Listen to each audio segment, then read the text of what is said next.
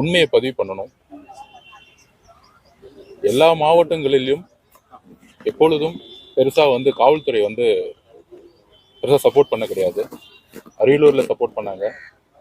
Perambalur SP எங்களுக்கு முன்னெச்சரிக்கையா பல தகவல் கொடுத்தாங்க. அதனாலதான் கடைசி நிமிஷத்துல அந்த ப்ரோக்ராம் நாங்க கேன்சல் பண்ணோம். ஆனா எப்பயுமே இல்லாத அளவுக்கு கரூர்ல நாங்க நாமக்கல்ல முடிச்சுட்டு, நாமக்கல்ல நல்ல முறையா மக்களுடைய ஆதரவோட முடிச்சுட்டு,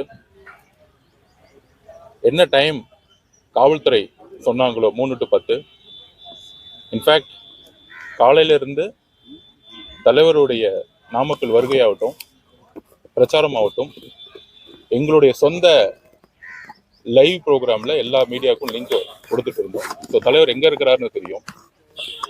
இது ஏன் சொல்றேன்னா, தலைவர் லேட்டா வந்தாருன்னு ஒரு அபாண்டமான குற்றச்சாட்டு பரப்பப்பட்டுச்சு. ஸோ 3 to 10 என்ன காவல்துறை சொன்னாங்களோ அந்த இடத்துல தான் நாங்கள் கரெக்டாக போனோம்.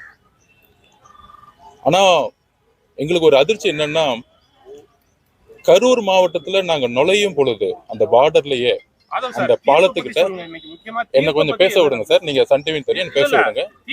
என்ன பேச விடுறதுக்கு என்ன எல்லாம் சொந்தம் பண்ணுங்க. நீங்க தடுக்காதீங்க.